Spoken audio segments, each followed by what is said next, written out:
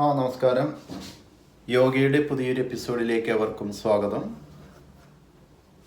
സമകാലീന ഒരു സംഭവവുമായി ബന്ധപ്പെട്ട് നടക്കുന്ന സംഭവവികാസങ്ങളാണ് ഈ വീഡിയോയ്ക്ക് പ്രചോദനം. എന്താണ് കല? എന്തിനാണ് കലയെ ഉദ്ധരിക്കേണ്ടതിൻ്റെ ആവശ്യകത? കല എന്ന് പറഞ്ഞാൽ ഒരു വ്യക്തിയുടെ വാസനകളെ ഉദ്ധരിക്കാനുള്ളതാകരുത്.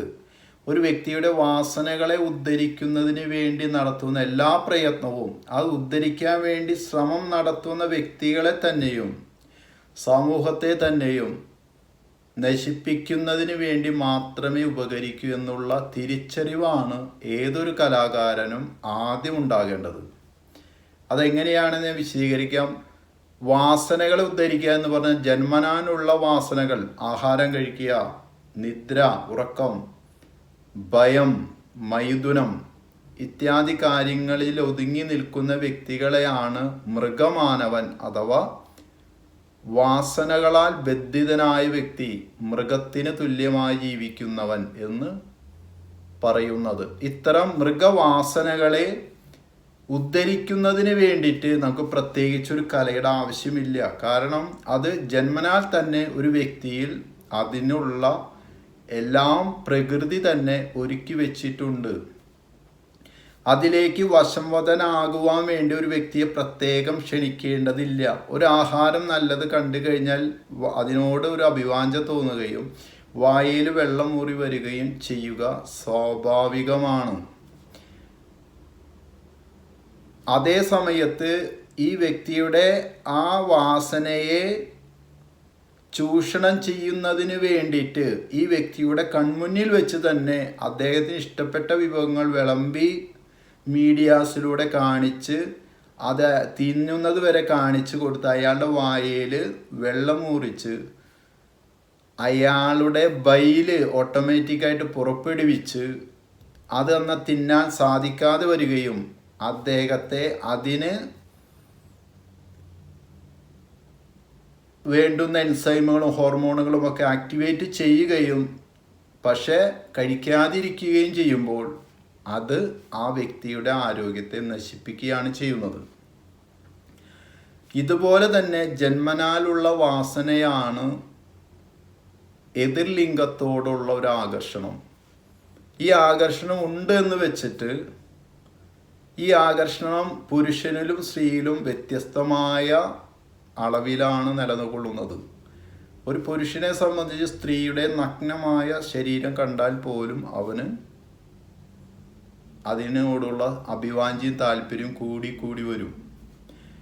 ഇതിങ്ങനെ ഒരു താല്പര്യം ഉണ്ട് എന്ന് കണ്ടുകൊണ്ട് ഒരു സ്ത്രീ പരസ്യമായിട്ട് മീഡിയാസിൻ്റെ മുന്നിലും വീഡിയോസിൻ്റെ മുന്നിലും തുണി ഇല്ലാതെ ഇതിനെ പ്രകോപിപ്പിക്കുമാറ് ഈ അധോമണ്ഡലങ്ങളെ ഉദ്ധരിക്കുമാറ് ചെയ്യുന്നത് ഒന്നും തന്നെ കലയല്ല. സത്യത്തിൽ ആ വ്യക്തിയെ ചൂഷണം ചെയ്ത് ഒരു ശരീരത്തിലെ ഏറ്റവും പ്രബലമായി കിടക്കുന്ന ലൈംഗിക ഊർജം അധോമണ്ഡലത്തിലൂടെ നിർവീര്യമാക്കുന്നതിനും ആ വ്യക്തിയെ തന്നെ കുറ്റബോധത്തിനും പാപബോധത്തിനും അടിമയാക്കുന്നതിനും ഒരു ലൈംഗിക വസ്തു എന്ന തോതിൽ തരം താഴ്ത്തുന്നതിനും മാത്രമാണ് ഈ തരത്തിലുള്ള കലയെ ഉദ്ധരിക്കലിലൂടെ നടക്കപ്പെടുന്നത്. ഈ തിരിച്ചറിവ് ആദ്യം തന്നെ കലാകാരന്മാർക്കുണ്ടാകണം. പണം കിട്ടുന്നതിന് വേണ്ടിയിട്ട്, പണം ഉണ്ടാക്കുന്നതിന് വേണ്ടിയിട്ട് ഇത്തരം വാസനകളെ ഉദ്ധരിക്കുന്നത് എല്ലാ പ്രവൃത്തികളും കലയല്ല എന്നുള്ള തിരിച്ചറിവ് ആണിനായാലും പെണ്ണിനായാലും ഈ ഫീൽഡിലേക്ക് കടക്കുമ്പോൾ ഉണ്ടായിരിക്കണം. അതുപോലെ തന്നെ ഒരു വ്യക്തിയിൽ ഭീതി ജനിപ്പിക്കുന്ന, ഭയപ്പെടുത്തുന്ന സംഗതികൾ പ്രചരിപ്പിക്കുക, ഭയം ഉളവാക്കുന്ന ഫൈറ്റിങ്ങുകൾ, ഭയം ഉളവാക്കുന്ന, പേടിപ്പെടുത്തുന്ന, ഭീതിജനകമായ പടങ്ങൾ അല്ലെങ്കിൽ ഫൈറ്റിംഗ് സീനുകൾ, കൊല്ലുന്നത് ഇത്യാദി കാര്യങ്ങളൊന്നും തന്നെ കലയല്ല. ഇവിടെ കലയല്ല ഉദ്ധരിക്കപ്പെടുന്നത്, അവൻ്റെ വാസനയാണ് ഉദ്ധരിക്കുന്നത്. ഇതിലൂടെ അവൻ കൂടുതൽ അവൻ്റെ ഉള്ളിൽ ക്രൂരതയോ അല്ലാന്നുണ്ടെങ്കിൽ കൂടുതൽ ഭയമോ കൂടുതൽ അളവിൽ പ്രകടമാകുന്നതിന് മാത്രമേ ഉപകരിക്കുള്ളൂ. ഇതെല്ലാം അവൻ്റെ സബ് കോൺഷ്യസ് മൈൻഡിൽ പ്രോഗ്രാം ചെയ്യപ്പെടും. ഇത് ഒരു ദിവസം അവൻ അത് പ്രകടിപ്പിക്കാനും ആരംഭിക്കും. അപ്പോൾ ഇത്തരത്തിലുള്ള തിരിച്ചറിവിൻ്റെ പശ്ചാത്തലത്തിലായിരുന്നു പണ്ട് കാലത്ത് കല എന്ന രീതിയിൽ മുന്നോട്ട് പോയിക്കൊണ്ടിരുന്നത് ഭാരതം. മറ്റു പാശ്ചാത്യ രാജ്യങ്ങളിൽ ഇതൊന്നും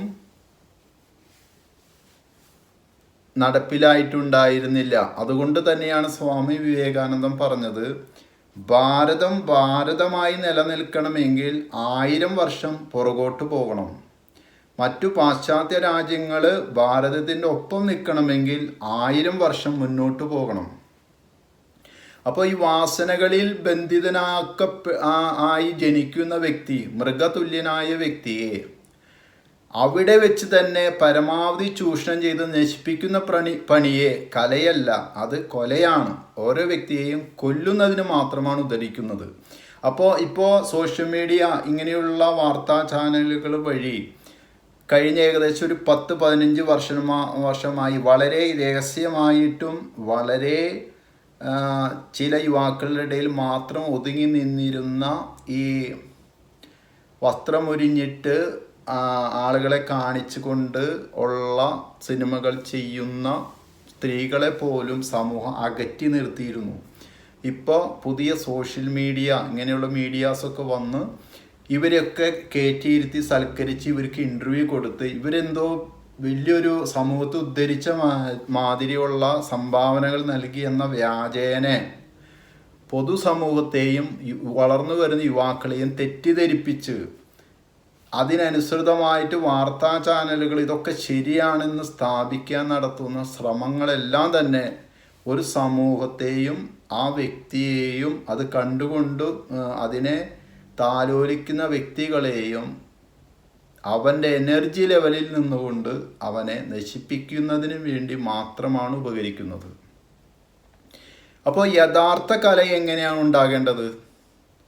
യഥാർത്ഥ കല ഉണ്ടാകുന്നത് ഈ അധോമണ്ഡലങ്ങളിൽ വാസനകളിൽ നിന്ന് മോചിതനാകുന്ന വ്യക്തി അവൻ്റെ എനർജി തലങ്ങൾ ഹൃദയവുമായി ബന്ധപ്പെട്ട് അവൻ്റെ വൈകാരിക ഭാവതലങ്ങളുമായി ബന്ധപ്പെട്ട് അവൻ്റെ എനർജിയെ മുകളിലേക്ക് ഉദ്ധരിക്കുമ്പോൾ, മുകളിലേക്ക് എത്തിക്കുമ്പോൾ അവൻ്റെ ഹൃദയത്തിൽ അവൻ്റെ ടാലൻ്റ്, അവൻ്റെ അകത്ത് കിടക്കുന്ന അവൻ്റെ സർഗാത്മക സൃഷ്ടി വൈഭവം, അതും ഒരു സൃഷ്ടി തന്നെ. താഴെ നടക്കുന്നതും സൃഷ്ടി തന്നെയാണ്. വേറെ വ്യക്തിയുമായി ബന്ധപ്പെടുമ്പോൾ ഉണ്ടാകുന്ന കുട്ടി ഒരു സൃഷ്ടിയാണ്. പക്ഷെ മേലെ മണ്ഡലത്തിലും ഒരു സൃഷ്ടി നടക്കുന്നുണ്ട്.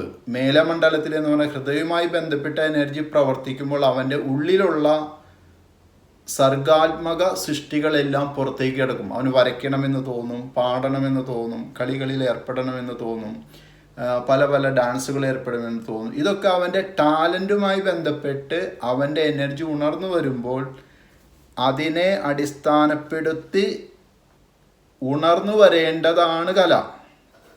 അവിടെ ആ കലയ്ക്ക് നിദാനമായി കിടക്കേണ്ടത് സ്നേഹഭാവവും എല്ലാ വ്യക്തികളോടുമുള്ള കരുണയും ത്യാഗവും സ്നേഹവും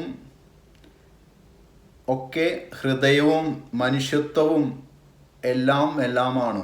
ആ വഴിക്കാണ് കലയെ ഉദ്ധരിക്കേണ്ടത്. ഒരു വ്യക്തിയുടെ ഹൃദയത്തെ, വൈകാരിക ഹൃദയഭാവങ്ങളെ ഉണർത്തുന്നതിന് ഉപകരിക്കുന്നതെല്ലാം കലയാണ്.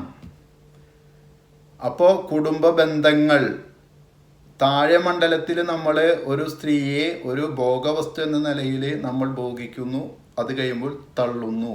മേലമണ്ഡലത്തിൽ ഒരു സ്ത്രീയുമായി നമ്മൾ ഒരു ബന്ധം സ്ഥാപിക്കുന്നു. ഈ ബന്ധം സ്ഥാപിക്കുന്നത് കുടുംബങ്ങൾ തമ്മിലായതുകൊണ്ട് അതിന് വിവാഹമായി പരിണമിച്ച് സങ്കല്പിച്ചിരിക്കുന്നു. കാരണം രണ്ട് കുടുംബങ്ങൾ തമ്മിലുള്ള ബന്ധം സ്ഥാപിക്കലാണ് വിവാഹം. അതുപോലെ രണ്ട് വ്യക്തികൾ തമ്മിലുള്ള ബന്ധം സ്ഥാപിക്കലാണ് വിവാഹം.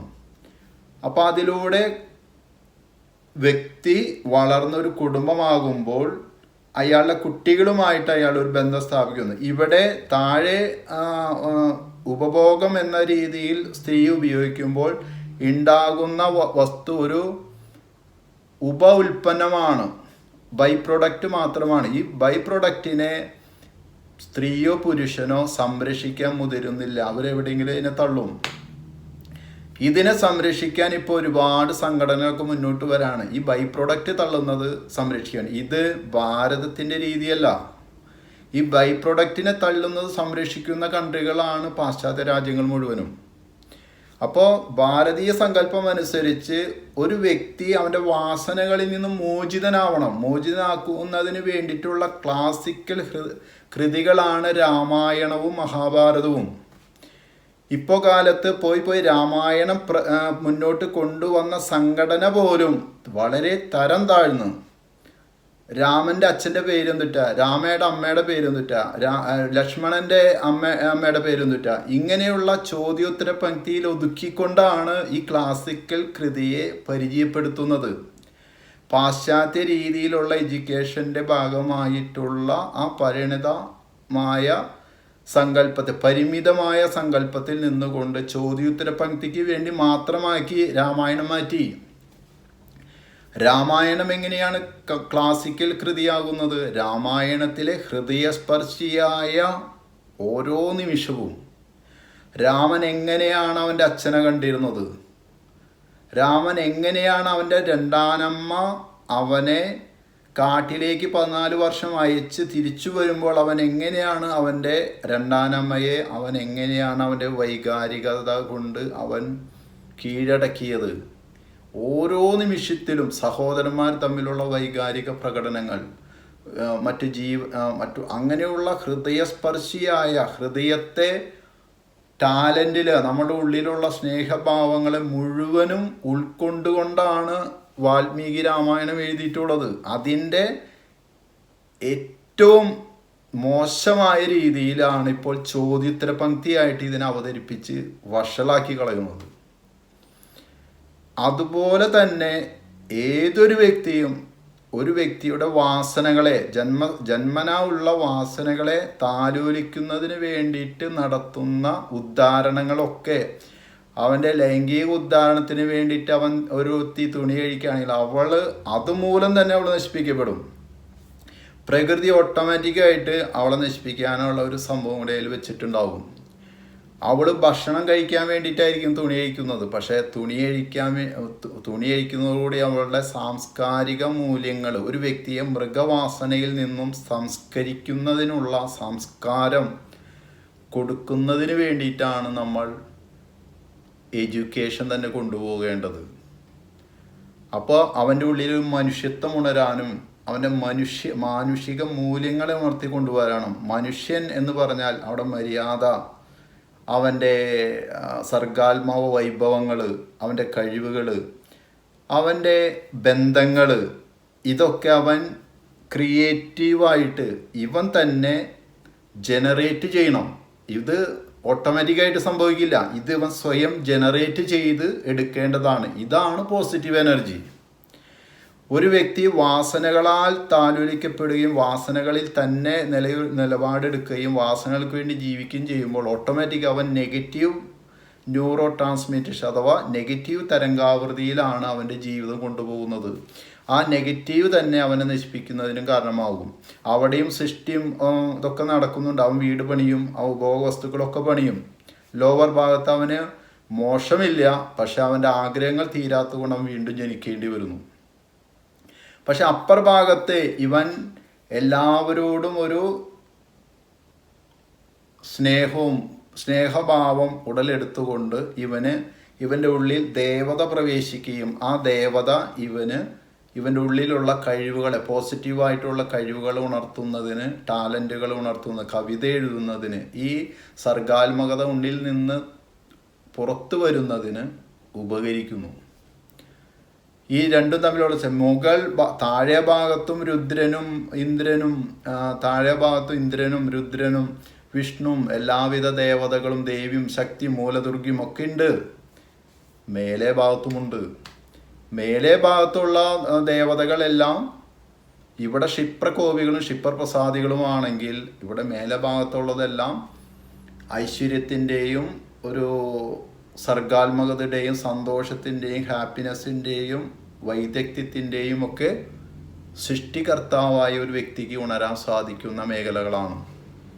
അതെങ്ങനെയാണ് നിർത്തുന്നത്? നമ്മുടെ സഹജമായ സ്നേഹഭാവം ഒരു വൃക്ഷം എങ്ങനെയാണ് പ്രകടിപ്പിക്കുന്നത്, അതുപോലെ നമ്മൾ എല്ലാവരോടും സ്വാർത്ഥതയില്ലാതെ പ്രകടിപ്പിക്കുമ്പോൾ അത് നമ്മളിൽ ഉണർന്നു വരികയാണ് ചെയ്യുന്നത്. അങ്ങനെ ആ വ്യക്തി പാടുകയാണ്, അങ്ങനെ ആ വ്യക്തി ഹൃദയം തുറക്കുകയാണ്. അവിടെയാണ് അവൻ്റെ ദേവത, അവൻ്റെ ഉള്ളിലുള്ള എനർജി തന്നെ അത് പോസിറ്റീവായിട്ട് പരിണമിച്ച് കലയായി പരിണമിച്ച് വരുന്നത്.